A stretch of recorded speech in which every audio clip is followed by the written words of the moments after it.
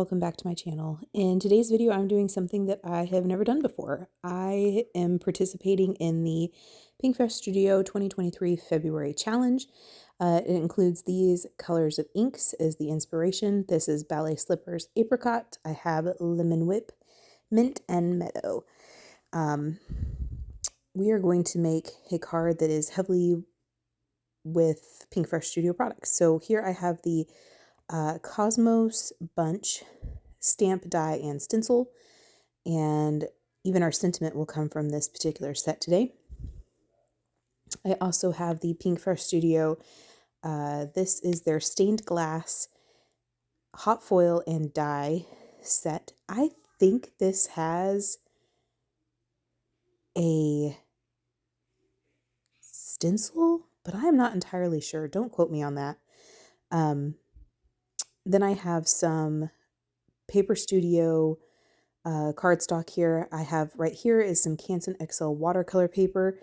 We're going to do kind of a watercolor background, and I wanted to really stick to this color palette just because it's so beautiful and fresh and springy, but these colors are just so light that I tried several times to do some ink smushing and to get the saturation that I wanted, and I was just unsuccessful just because these colors are so light. You can do this technique, this ink smushing technique, with these inks because they are water reactive, but you would need to do colors that are a bit darker. At least I wanted darker colors or more vibrant colors for my particular project today. So all I did was press down on my glass board some of these inks. I think I did the Ballet Slippers, the lemon, and maybe one of the greens. And it was just really, really pale. Couldn't even see the pink, couldn't see the Ballet Slipper at all. You could mainly see the yellow. So I tried again with just straight Ballet Slipper and less water. That didn't really work either. I just was not getting the vibrancy that I wanted. So I do fiddle with this for a little bit longer, and then I switch gears and go with something that I know will give me the vibrancy that I want.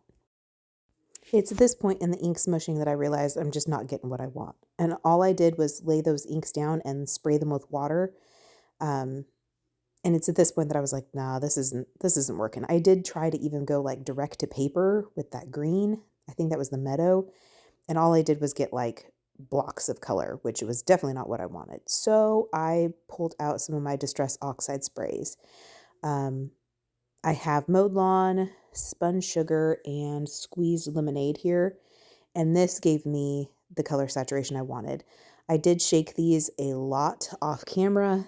The pigment kind of settles toward the bottom, and so you do have to shake it. Tim Holtz's website recommends shaking it like a bell. That takes forever and a day, and I am impatient. So what I do is I just put my flour sack cloth over the nozzle and then shake it up and down. That makes it go a lot faster. And I just sprayed these on there, and then I sprayed some water over the top, and this definitely gave me more of the vibrancy that I was looking for. I did end up losing a lot of that spun sugar, so I do go back and apply more spritzes of that with some water just to help it blend in a little bit better. But that is what I do to get the color saturation that I was looking for. So at this point I was happy with the colors, and I'm going to set this off to dry. I did put a lot of water and a lot of pigment on this, so it is pretty darn wet. So I'm just going to take a cloth and set it off to the side to dry for a little bit. I now have the Pinkfresh COSMOS Bunch stencil, stamp, and die set. And what I do, because I just find it easier for me, is I go through and I look and see what stencil colors and what according to the packaging on the back. And then I just take a Sharpie marker and say, okay, this is the dark green according to the packaging. This is the light green. This is the light purple. This is the, whatever the color may be. And that just helps me when I go to pick colors so that I'm making sure I'm not getting colors that are going to create like a gray, muddy color. That just helps me, but you absolutely don't have to do that. What I've done here is I have a large, just a regular A2 size piece of paper. So it's 8.5 by 11. And this is from Paper Studio. And I'm just taking my Amazon ink blending brushes that I got. And I am going to ink blend these. What I've done here is I have placed this paper in the corner of my stamping positioning tool. And then I butt my stencil into that corner also. And I will do that for every single one of these layers. That ensures that I'm going to get perfect alignment each time. I have tried to, cut paper down to more of a smaller size to save on paper. But it's always a little bit of a struggle to make sure that I've got things aligned right. And if you're mass producing, so I'm going to end up doing these twice because I want one in each side of this card that I'm going to make. I need 2 floral images is what I'm getting at. And so this is a whole lot faster. I don't have to be quite as precise. All I do is shove everything in that bottom left corner and I know it's good to go. I don't have to, I think I've shown in previous videos where I line the stencils up on top of one another and then pull the bottom one out. That is something you can do if you don't have a stamping positioning tool or something with a right angle. That is an option, but this is just so much faster. The main portion of these flowers is going to be done in the lemon whip, and then the accent color or the layer on top of that is going to be done in the apricot. So all I've done is everything is shoved into that bottom left corner and I'm just ink blending. And then what I do is I flip the paper 90 degrees, or excuse me, 180 degrees. No, 90, whatever. You saw me. Numbers and math are not my strong suit, folks. I just flipped the paper over. And so I did the same thing. I shoved everything into that left corner. And again, this is just a much faster way. I'm really not saving a whole lot of paper. In reality, I'm really not. And I think the fact of saving time was more important to me. This is not like super expensive cardstock I'm using. This is Paper Studio cardstock, one of their lighter weights. I think it's 65 pounds. So it's not like I'm, breaking my crafty budget to do this particular card. So this next layer is going to be those little flowers that are on the stamp and stencil, and I'm doing those in the ballet slippers. I just thought that would be a pretty accent color. So I'm going to ink blend these, and then I will flip the paper over and do the exact same thing on the other side. And everything is going to line up perfect. Just as long as I keep everything pushed up against that bottom left corner, everything is going to line up perfect. So here we've moved on to the third stencil. This does the centers of those little flowers, and it does the accents or second layer on the larger flowers, and this is in the apricot ink. And I'm going to stencil that and then flip the cardstock and do the same thing in the other corner.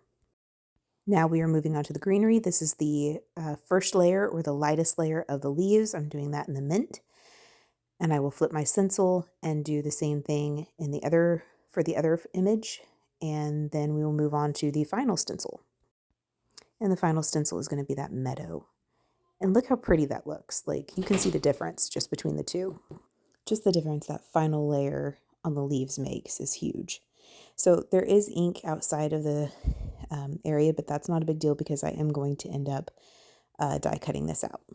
So I have this die from a previous, or this little negative piece from a previous time of using this particular set. And all I'm going to do is use this to assist me in lining up my stamp. So I do end up kind of trimming off some corners of this just so that I can get it once again shoved back into that bottom left corner and die cut this out, or excuse me, stamp this outline image a little bit better. So now I have my stamp placed over that, and that just helped me, like I said, align that stamp just a little bit easier, just so I could ensure that it was kind of going to be within that window.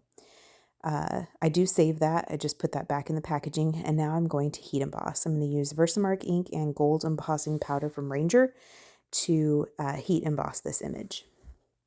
I'm going to treat it with my anti-static powder tool, and then ink that up with the Versamark ink and pour on the gold embossing powder and heat set. And I will do that for both of these images. I do end up cutting these apart just because it was a little more easy to work with when they were separated. I've let my heat gun get really hot off to the side, and then I'm going to heat set both of these images. Now I'm going to take the coordinating die, tape that in place, and run it through my Spellbinders Platinum machine and die cut them out. So that is the ink smushed panel, background panel that we did. It was still really, really wet. Like I said, we applied a lot of water to this. So I did take my heat tool and just heat set that until it was dry. I have a slimline card base here that measures 3.5 by 8.5 when it's folded. And so I just kind of picked out the spot on that ink smush panel that I liked, and I'm going to glue that down flat. It did warp quite a bit, and so I will take the die cutting platform from my die cut machine and lay that on top just to help assist it in flattening out a little better while that glue adheres. Now I'm going to take that stained glass Pinkfresh die, and that is meant for an A2 size card. This is a slimline, but because of how I'm going to place these floral images, these floral die cuts, it wasn't a big deal. This is just kind of where we're headed, and I wanted to kind of get a good idea on what it would look like. And so I do think I'm going to like that. So what I'm going to do is I'm going to take this Elmer's spray adhesive, and I'm going to spray the back of that stained glass panel. Y'all, I am not super sold on this spray adhesive.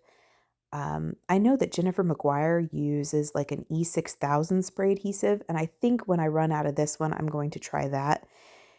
I just don't feel like it adheres very well. And I've tried to like give it extra time or, play with the timing on when I actually place things down on my panel, and I just don't feel like it adheres very well. So I may try a different spray adhesive once I run out of this one, but I have quite a bit of this, so it will be a while before I get to try something. If you have a spray adhesive that you like, drop that in the comment section. I would like to kind of know. So what I'm going to do is I'm just going to flip this to the back and cut off the parts that are overhanging, and then we will move on to the next step. And this is where I kind of discovered that this wasn't adhering very well at all. And this is not the first time that I've had something not adhere very well. And that panel is dry. I made sure it was bone dry, so it's not a matter of that background being damp still. I did glue down both of those floral images straight down with liquid glue. I did toy with the idea of popping them up, but I knew I was going to pop up this sentiment, so I decided just to adhere those flat. And I did once again lay my die cutting platform on top just to help it dry and get good adhesion. I did the same thing I did with that stained glass panel. I just flipped it to the back and cut off all the excess.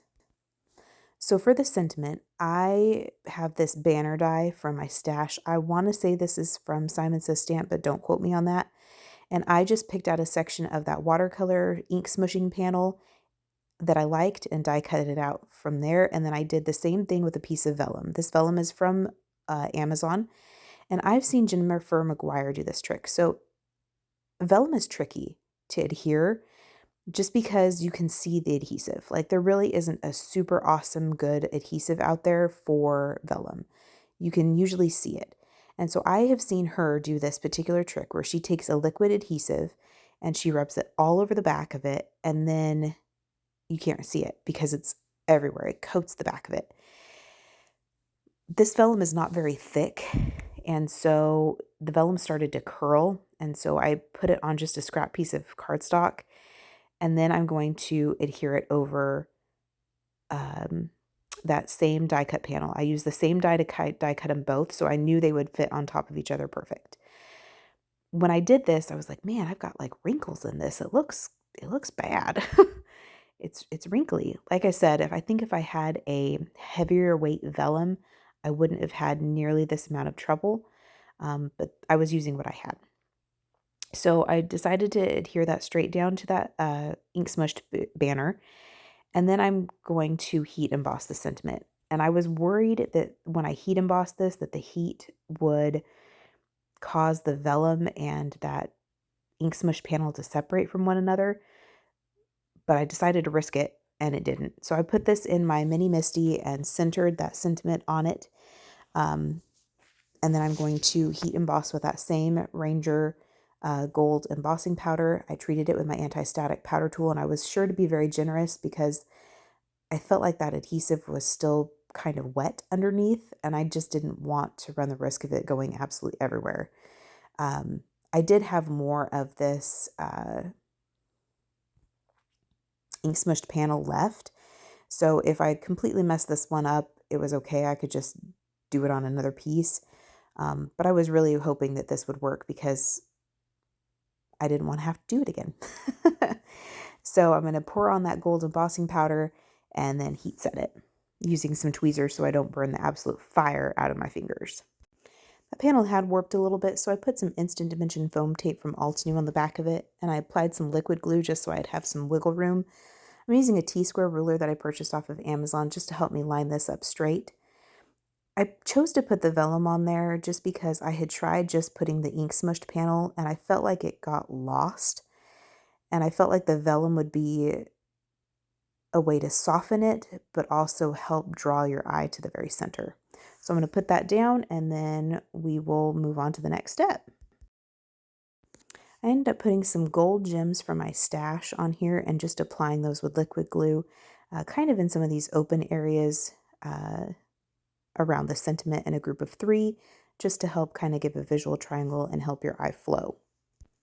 I wanted to have a matching envelope for this card, so I have a Paper Studio slimline envelope here, and I made sure that when I placed this peony or Cosmos Bunch stamp set, that I placed it kind of in the bottom left corner so it would leave room for return address, who you're sending it to, and your stamps.